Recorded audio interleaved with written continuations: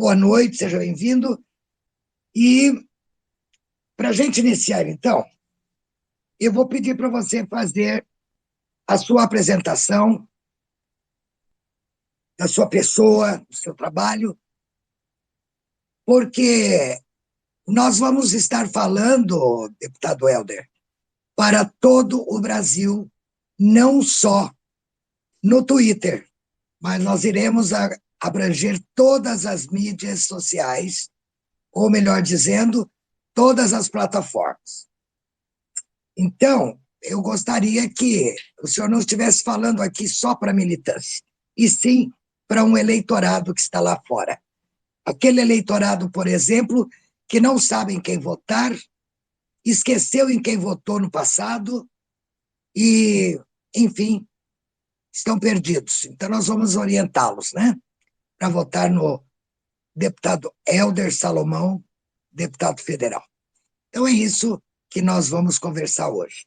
A partir da sua apresentação, eu não vou chamá-lo para você partir direto falando a respeito da nossa pauta, que seria a proposta para o Brasil de 2023. Então, eu passo a palavra para você. Tem todo o tempo que você precisar dentro da possibilidade da plataforma. Não mais que 25 minutos nessas duas falas suas, na apresentação e na proposta. Está com a palavra. Cecília, boa noite para você, boa noite a todas e todos que nos ouvem, que nos acompanham nesta conversa que iniciamos agora. Eu vou fazer uma breve apresentação e depois, se vocês acharem melhor, eu posso já falar um pouco sobre a proposta para o Brasil em 2023, ou também posso retornar para você, fazer algum comentário. Eu quero aproveitar para me apresentar para aqueles que ainda não me conhecem. Hoje eu sou deputado federal pelo PT do Espírito Santo, estou no segundo mandato e disputo a reeleição este ano, na eleição de 2022. Mas é importante que, para chegar até aqui, eu tive uma longa trajetória, que começou na década de 80, quando eu iniciei a minha militância ainda nas comunidades eclesiais de base, pastoral da juventude, e depois uma forte atuação no movimento popular, no movimento social, nas associações de bairros, depois na Federação das Associações de Moradores dos municípios de Cariacica e Viana, aqui no Espírito Santo, e também uma forte atuação no movimento sindical. Eu atuei no Sindicato dos Trabalhadores e Trabalhadoras em Educação do Estado do Espírito Santo, SINDIUPS, primeiro na oposição sindical e depois eu fui... nossa chapa foi vencedora e eu fui eleito secretário de formação do Sindicato dos Trabalhadores e Trabalhadoras da Educação no Espírito Santo. Então, a minha trajetória é marcada por esta presença forte lá no início nas comunidades eclesiais de base e pastoral da juventude, muito, muito fortemente influenciado pela teologia da libertação, por grandes pensadores ligados à teologia da libertação, como Leonardo Boff, Frei Beto, Gustavo Gutierrez e tantos outros nomes que foram fundamentais para que a igreja tivesse um papel protagonista, progressista, que contribuiu com a formação de muitos jovens. Mas é preciso enfatizar que a minha participação nos movimentos sociais ela foi fundamental para a minha formação política e para a minha formação de militante, tanto nos movimentos de associações de moradores e de federação das associações de moradores aqui do meu município, como também no movimento sindical. E, mais adiante, eu curso filosofia né? Eu iniciei meu curso de filosofia no Espírito Santo, mas concluí o curso de filosofia na PUC de Minas Gerais, na Pontifícia Universidade Católica de Minas Gerais. Então, eu sou formado em filosofia e, né, tenho militância na área da educação. São 18 anos que eu atuei na sala de aula. Estou afastado nesse momento, desde que assumi o mandato de prefeito da cidade de Cariacica. Eu fui prefeito por 8 anos e depois retornei para a sala de aula, que foi uma grande riqueza para mim, ter exercido o mandato de deputado estadual, 2 mandatos de prefeito e, na sequência, em 2013, eu retorno para a sala de aula. Fiquei 1 ano e meio na sala de aula e isso foi fundamental, porque este contato com o meu locus, né, profissional, o meu local de trabalho, com a profissão que eu sempre tive muito carinho e tive muito prazer em exercer, que é a profissão de professor, né, depois de ter exercido 12 anos de mandato, voltar para a sala de aula foi gratificante para mim. Isso mostra que eu não me afastei das minhas raízes, né? Afinal, eu não sou deputado, eu estou deputado e sou professor, e tenho muito orgulho de dizer isso. Então, essa formação na filosofia e o aprendizado, né, o processo ensino-aprendizagem na sala de aula e nos movimentos sociais é que, né, me fizeram esse militante que eu sou hoje, porque mais do que deputado, eu sou um militante dos movimentos sociais e do Partido dos Trabalhadores. Lembrando que eu sou filiado ao PT desde 1982. Então, tem 40 anos de filiado ao Partido dos Trabalhadores. E a minha história, é óbvio, né, se confunde com a história do PT, que o PT tem 42 anos de fundação e eu tenho 40 anos de filiado ao Partido dos Trabalhadores. Então, é com muita alegria e com muito entusiasmo que nós acompanhamos toda essa trajetória, e eu confesso que eu estou muito feliz, muito animado, muito confiante com tudo que nós estamos construindo nesse momento e das possibilidades que temos de construir novas conquistas para o povo brasileiro. E eu tenho certeza que tudo que está acontecendo no Brasil, de ruim e de bom, porque tem muita coisa ruim acontecendo com esse governo autoritário, racista, fascista, genocida, tirando a vida das pessoas, o emprego, a comida, a dignidade, né, usurpando os símbolos nacionais. Então, tudo isso que vem acontecendo no Brasil é dramático para a população brasileira. O aumento da desigualdade, da vulnerabilidade social. Por outro, a alegria de ver que o nosso projeto, embora tivessem tentado enterrá-lo e achavam que iriam nos derrotar, é com alegria que a gente vê o ressurgimento do partido, não ressurgimento, mas a ressignificação do Partido dos Trabalhadores, a ressignificação da liderança do ex-presidente Luiz Inácio Lula da Silva, que é, sem dúvida, na atualidade, a maior liderança política do mundo, e que mostra a sua força, mostra o potencial, né, de toda a sua história construída a muitas mãos, e como ele mesmo diz, ele não é uma pessoa, ele é uma ideia, porque o Lula representa os sonhos, os desejos e as possibilidades de milhões de brasileiros. Então, eu estou muito animado com o que nós podemos construir, né, com o resultado das eleições deste ano.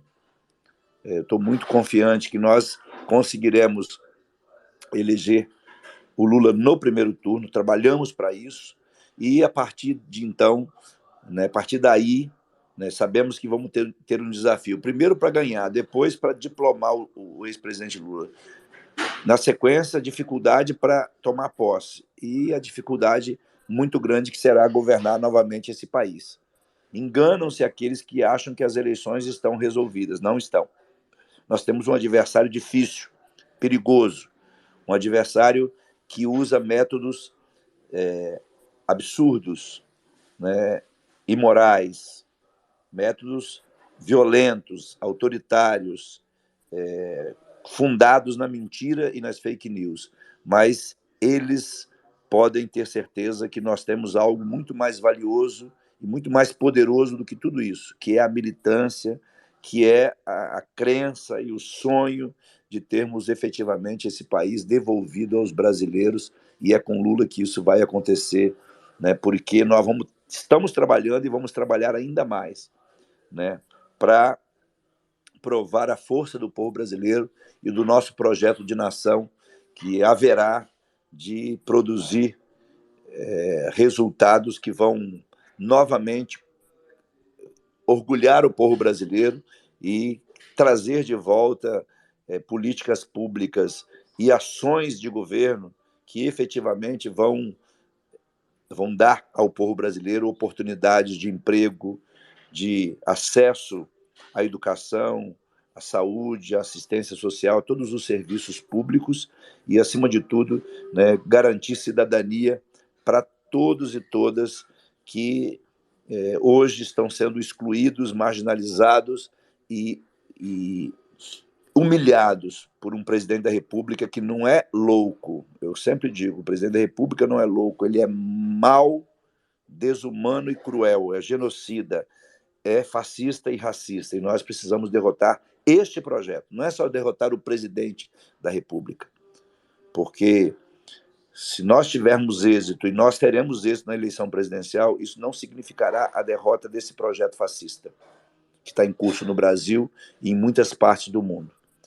Nós sabemos que vencer as eleições é uma etapa do processo para derrotarmos efetivamente esse projeto. Nós precisamos vencer as eleições e continuar derrotando esse projeto todos os dias nas ruas e nas redes. Então é com esse ânimo, com esse entusiasmo, com essa alegria, com essa energia, vocês estão vendo que eu estou um pouquinho rouco, porque a campanha está muito boa, está crescendo. Aqui no estado do Espírito Santo, nós perdemos as eleições em 2018 para o nosso adversário, mas hoje as pesquisas indicam que nós lideramos com o Lula e nós precisamos, por uma questão de honra, ganhar a eleição no Brasil, mas ganhar aqui também no Espírito Santo, e, de preferência, ganharmos em todos os estados brasileiros, para dar, né, condições do povo brasileiro poder bater no peito novamente e dizer: eu tenho orgulho de ser brasileiro, porque hoje dá vergonha, né? Inclusive os brasileiros têm vergonha de usar qualquer identidade que possa parecer com esse projeto fascista que está no poder, que tenta fazer com que o povo brasileiro acredite que só eles são patriotas, só eles defendem a nossa bandeira, só eles defendem o nosso hino, quando, na verdade, eles são os traidores da pátria. Os verdadeiros patriotas são aqueles que lutam, acreditam e que vão derrotá-los nessas eleições de 2022. Então, eu quero dizer para vocês que, apesar de toda dor, sofrimento, fome, desemprego, crueldade, desigualdade social, de todos os problemas que nós vivemos, esse é um momento de grande esperança do povo brasileiro. Está chegando o dia 2 e nós daremos uma resposta para derrotar, para darmos o primeiro passo para derrotar esse projeto fascista no Brasil. E é com Lula, mas é também importante dizer que não basta eleger o Lula, é preciso eleger o Lula e o time do Lula, eleger uma bancada vigorosa no Congresso Nacional para sustentar um governo democrático e popular que nós acreditamos terá início novamente em 1º de janeiro de 2023. Ok, deputado Helder. Eu vou fazer, como sempre, eu faço a primeira pergunta, depois vou passar para a Silvia e para o Bruno, que levantou a mão, e para o Juliano. Aliás, para o Juliano e depois para o Bruno. Mas eu gostaria de fazer uma pergunta para o senhor que o povo brasileiro deverá ou deve querer ouvir. Deputado, nós teremos agora pela frente, a partir de 2023, um problema muito sério para resolver e que envolve todo o Congresso Nacional. que são as revogações dos casos de trabalhistas, do, do INSS, lá, da Previdência, né, que são importantíssimos, e outros que deverão voltar, inclusive também o caso do orçamento. Como o senhor vê essa condição de conseguirmos, através do Congresso, com a maioria da esquerda, tendo maior voto, nós conseguiríamos realmente fazer essas revogações. Porém, se não tivermos o suficiente, qual seria a sua opinião a respeito desse caso que eu te perguntei? Bom, Entendeu? Cecília, Não sei se eu entendi, se eu fiz entender. não, não, excelente a sua Ok. pergunta. Olha, primeiro que eu sempre digo que um governo democrático e popular ele não pode ter sustentação apenas na institucionalidade. Ter sustentação no Congresso Nacional é muito importante. Ter sustentação no parlamento é muito importante. Mas nós precisamos evoluir para garantir uma sustentação que vá além do Congresso Nacional, ou seja, que a gente consiga mobilizar as forças vivas da sociedade para ser, né, a voz crítica, a voz que não deixa o governo se acomodar, ficar na zona de conforto, mas, ao mesmo tempo, a voz crítica que sustenta o governo nas horas difíceis. Porque a elite brasileira já demonstrou, e em 2016 não foi diferente, quando houve o golpe contra a democracia, contra o povo brasileiro, mas que foi contra a presidenta Dilma, que a elite não tolera governos democráticos e populares que fazem mudanças que promovam a ascensão social dos mais pobres e de setores. Compreender que a sustentação tem que ir além do Congresso Nacional. Segundo, que eu acredito muito que nós teremos uma renovação importante no Congresso Nacional. Isso não significa, e não tenho a ilusão, de que nós faremos uma maioria folgada no Congresso Nacional.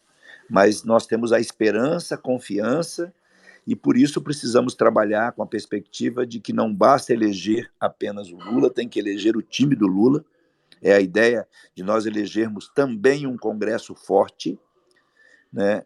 E a força da candidatura do Lula, da liderança do Lula, eu tenho sentido isso aqui no Espírito Santo, vai ter como consequência, como resultado, a ampliação das forças de esquerda e das forças progressistas e democráticas no Congresso Nacional.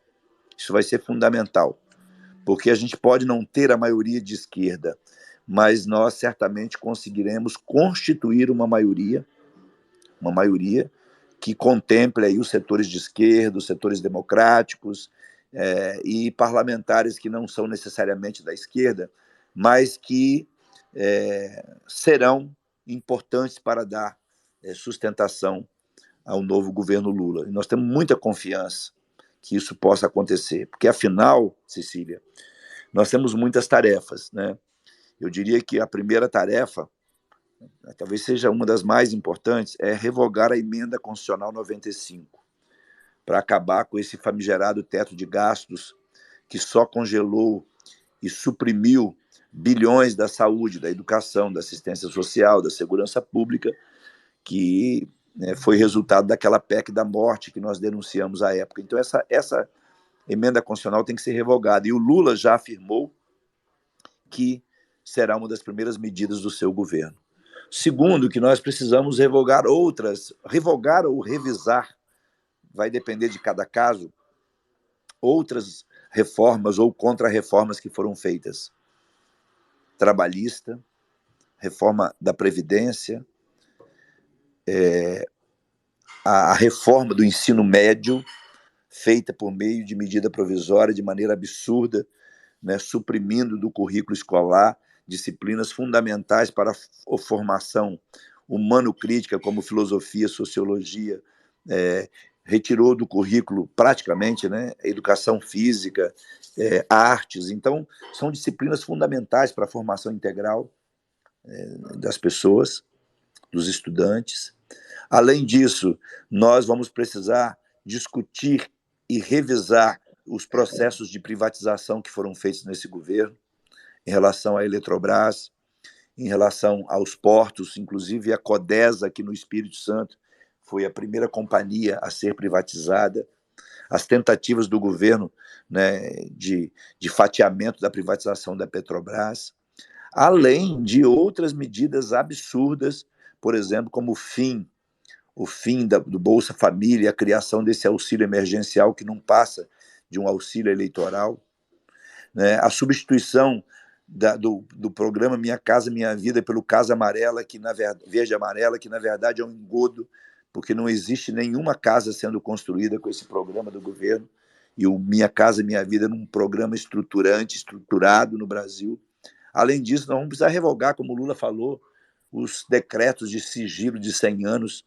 Né? Quem decreta 100 anos de sigilo sobre cartão corporativo, sobre visita de pastores ao Palácio do Planalto e tantas outras coisas, não quer outra coisa senão esconder atos ilícitos e absurdos praticados.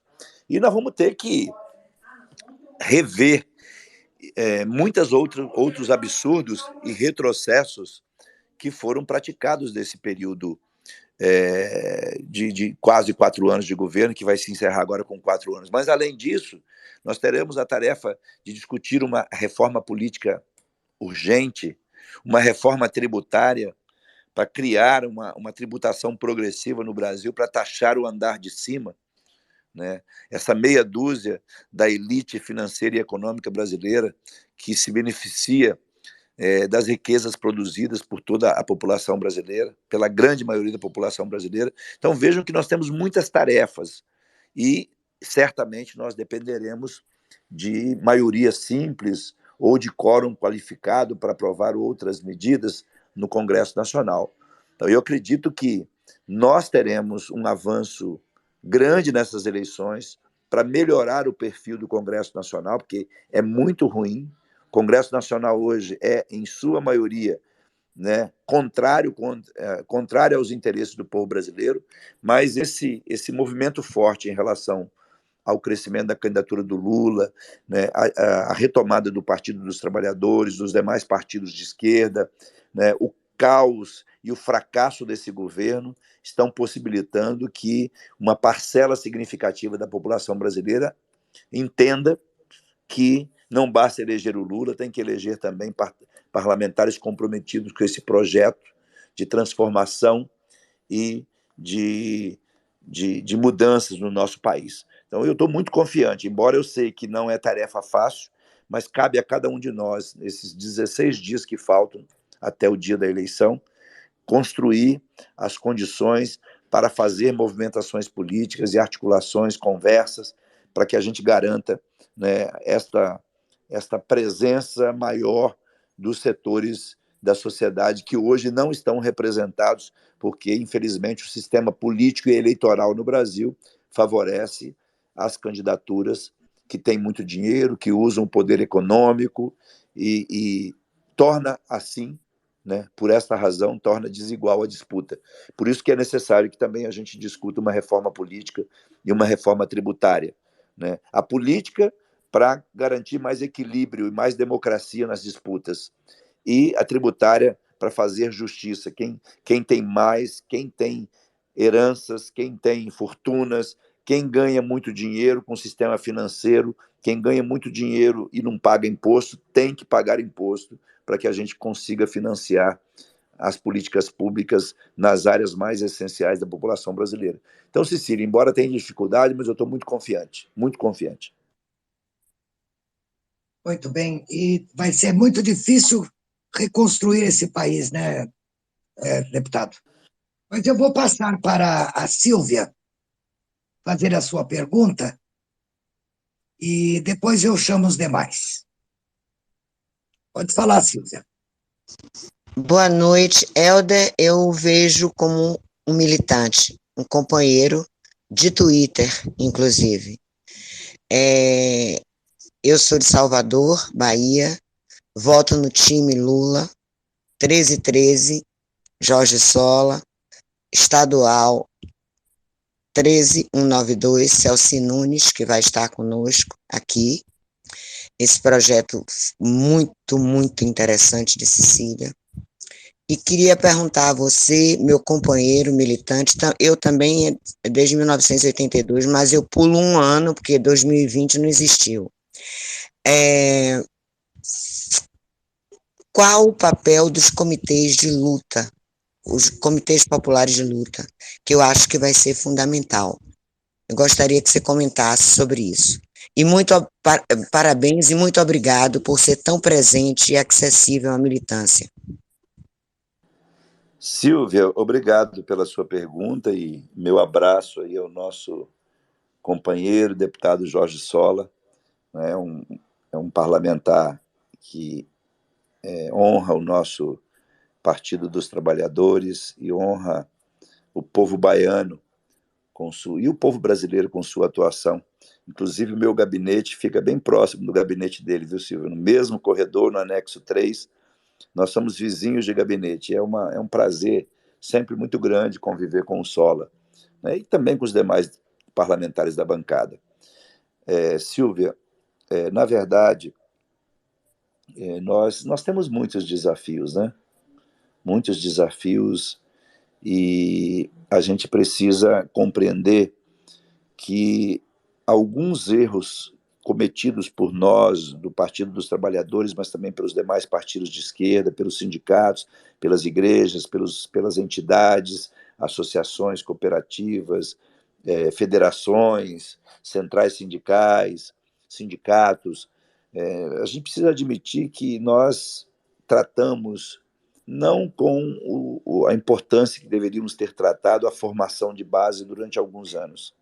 Houve uma acomodação e a formação dos militantes, a formação dos quadros, por alguns anos ficou em segundo plano. Então, a ideia da criação dos comitês de luta, dos comitês populares, é fantástica, porque no início do Partido dos Trabalhadores nós tínhamos os núcleos de base, em alguns casos os núcleos temáticos. Eu lembro que eu participava de um núcleo de base do Partido dos Trabalhadores no meu bairro, e nós tínhamos formação política no núcleo de base. E, com o passar do tempo, a gente meio que relaxou um pouco com essa ideia de ter formação permanente. E nós precisamos investir não só no fortalecimento das escolas formais, das escolas públicas, mas na formação, na educação popular. E os comitês populares, os comitês de luta, eles foram criados, primeiro, não devem ser comitês só de um partido, devem estar abertos para outros partidos de esquerda e democráticos. Segundo, eles podem e devem estar abertos para pessoas que não têm filiação partidária, mas que sejam ligadas aos variados movimentos sociais. E, em terceiro lugar, a ideia dos comitês de luta é para que eles existam durante a campanha e depois das campanhas. Não são projetos, né, não são construções para que ocorram apenas no período eleitoral. O nosso desafio é, após as eleições, manter os nossos comitês de luta funcionando, para que eles sejam espaços de diálogo, de debate e de formação política, de formação de educação popular. Nós precisamos investir nisso até para que a população se sinta mais empoderada para enfrentar os desafios que nós teremos. Como eu falei no início, a derrota do atual presidente não será a derrota do seu projeto por completo. Eles vão perder uma eleição. Mas os 30% da população brasileira que hoje, né, estão consolidados nas pesquisas em torno das ideias, das atitudes que são protagonizadas por esse presidente, esses 30% vão continuar após as eleições. E eles não vão dar vida fácil para o presidente Lula, que certamente vai assumir a presidência da República. Então, nós teremos que fazer uma disputa de projeto, que é, na verdade, uma disputa que vai se estender, que será prolongada. Nós temos que fazer isso no parlamento, na institucionalidade, mas nos movimentos sociais, na sociedade brasileira. E ela vai se dar, né, no tete-a-tete, no olho a olho, no dia a dia, no cotidiano, mas vai se dar também no mundo virtual, nas redes sociais. Então, eu acredito que essa ideia da criação dos comitês populares foi uma feliz ideia, né, para nós resgatarmos um princípio fundamental para toda e qualquer sociedade. A formação popular, a formação de base deve ser algo contínuo, não pode ser interrompido no momento em que se ganha uma eleição presidencial ou que se ganha uma eleição municipal. Muitos projetos, muitas administrações do PT, muitos mandatos do PT não vingaram e não tiveram sucesso porque abandonaram as suas raízes, esqueceram da formação de base. Então, é fundamental que a educação popular seja, né, esse espaço da diversidade, do contraditório, do conflito em busca de consensos, mas nunca colocando os conflitos debaixo do tapete. A Marilena Chaui diz que democracia não é consenso, democracia é conflito. O consenso, ele deve acontecer numa democracia, mas não escondendo os conflitos, não sufocando as diferenças, não escondendo a diversidade. É a partir do conflito, das diferenças, da diversidade, que se constrói os consensos possíveis.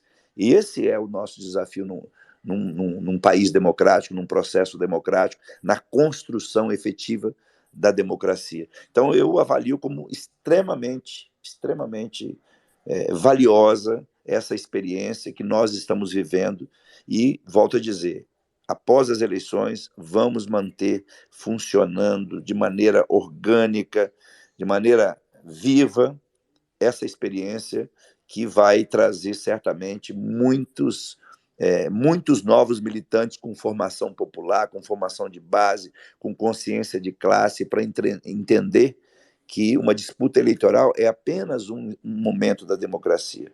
Nós precisamos construir consciência de classe e construir projeto de nação todos os dias. E nós sempre teremos aqueles que querem inviabilizar que os trabalhadores e as trabalhadoras do Brasil ou de qualquer parte do mundo possam, né, efetivamente disputar o orçamento do país, o orçamento dos estados e dos municípios. Porque o que essa gente fica de olho com o projeto privatizante que está hoje em vigor no Brasil, o que essa gente fica de olho no orçamento público. Tudo que eles querem é se beneficiar dos recursos públicos e das riquezas do país que são produzidas pela classe trabalhadora. E a classe trabalhadora precisa entender isso, né? Nós precisamos entender isso. E nós que estamos no parlamento, se a gente não se ressignificar e não buscar o tempo todo, né, fazer autocrítica e fazer movimentos, né, de base, a gente também pode correr o risco de se acomodar. Já tivemos muitos casos de parlamentares de esquerda, de gestores de esquerda que se afastaram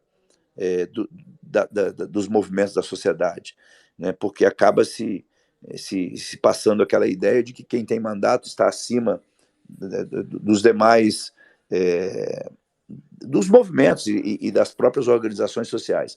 Os mandatos devem estar a serviço das organizações, não tutelá-las, não utilizá-las como correia de transmissão, mas os mandatos devem sim estar a serviço das organizações e das forças vivas da sociedade e ser este elo, né, que possa facilitar o diálogo entre o poder público, entre, né, os espaços de poder e os espaços de organização popular. Então, os comitês são fantásticos e eu acho que nós precisamos investir cada vez mais para fortalecê-los.